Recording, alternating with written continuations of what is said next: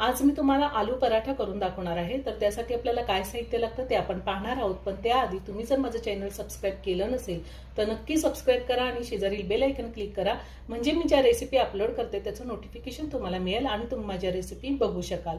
आलू पराठा करण्यासाठी मी इथे 2 बटाटे घेतलेले आहेत आणि ते उकडून घेतले। 2.5 कप मी गव्हाचं पीठ घेतलेलं आहे। अर्धा चमचा आमचूर पावडर, थोडी कोथिंबीर घेतली बारीक चिरून। तुमच्याकडे जर आमचूर पावडर नसेल तर तुम्ही 1 चमचा लिंबाचा रस वापरला तरीही चालेल। 1 चमचा लाल तिखट घेतलेले, 1 चमचा चिली फ्लेक्स, पाव चमचा ओवा, अर्धा चमचा जिरे घेतलेले आहेत, 1 चमचा तीळ, अर्धा चमचा कसुरी मेथी घेतली, पाव चमचा हळद आणि चवीनुसार मीठ लागणार आहे। आणि आपल्याला तेल लागणार। बाउल घेतलाय, त्यामध्ये गव्हाचं पीठ काढून घेते। तुम्ही 2 कप गव्हाचं पीठ आणि अर्धा कप मैदा सुद्धा वापरू शकता, पण मी गव्हाचं पीठ वापरलेलं आहे। आता ह्या पिठामध्ये आपण बटाटा किसून घ्यायचा आहे। आता मी दुसराही बटाटा किसून घेते। आता आपण ह्यामध्ये मीठ घालूया, चवीनुसार मीठ घालायचे।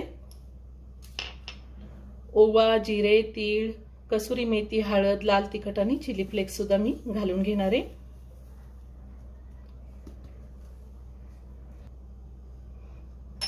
आमचूर पावडर घालूयात आणि बारीक चिरलेली कोथिंबीर घालायची आहे। आता हे सगळं मी हाताने व्यवस्थित मिक्स करून घेणार आहे। बटाट्यामध्ये मी पीठ व्यवस्थित मिक्स करून घेतलेले। आता आपल्याला थोडं थोडं पाणी घालून हे पीठ भिजवून घ्यायचे। पीठ आपल्याला घट्टच भिजवून घ्यायचे, जास्त पातळ नाही भिजवायचं। मी पीठ सगळं व्यवस्थित भिजवून घेतलेलं आहे, आपल्याला असंच घट्ट भिजवून घ्यायचंय। हे पीठ मी साधारण 10 ते 15 मिनिटं भिजवून देणार आहे, त्यानंतर आपण पराठे लाटून घेऊया। साधारण 15 मिनिटं झालेली आहे, पीठ चांगलं भिजलंय। आता आपण पुन्हा सगळं एकत्र करून घेऊया। आपल्याला ह्या पिठातला एक उंडा काढून घ्यायचा आहे।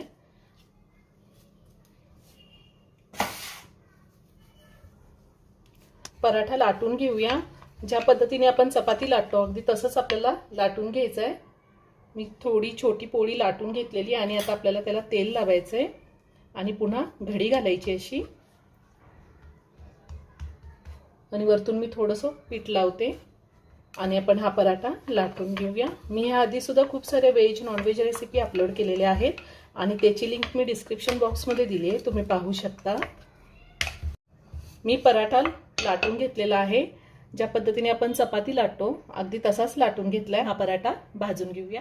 मी गॅसवर तवा ठेवलेला आहे, तवा गरम झालाय, तव्यावर मी पराठा घालते आणि हा पराठा आपल्याला छान भाजून घ्यायचा आहे। पराठा मी पलटून घेते, ज्या पद्धतीने आपण चपाती भाजून घेतो अगदी तसाच आपल्याला पराठा भाजून घ्यायचा आहे। आता या साईडला तेल लावून घेऊया। तुम्ही तेल, तूप, बटर काहीही वापरलं तरी चालेल। आता मी पुन्हा पलटून घेते आणि दुसऱ्या साईडला सुद्धा मी तेल लावून घेणार आहे।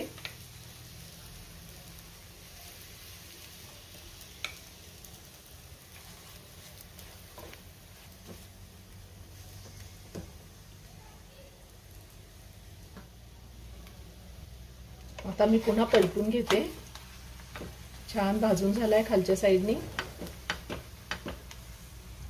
पराठा भाजून झालेला आहे दोन्ही साईडनी, मी काढून घेते आणि ह्याच पद्धतीने राहिलेले सगळे पराठे मी करून घेणार आहे। आपला आलू पराठा तयार करून झालेला आहे, खूप छान झालाय, तुम्ही नक्की करून पहा।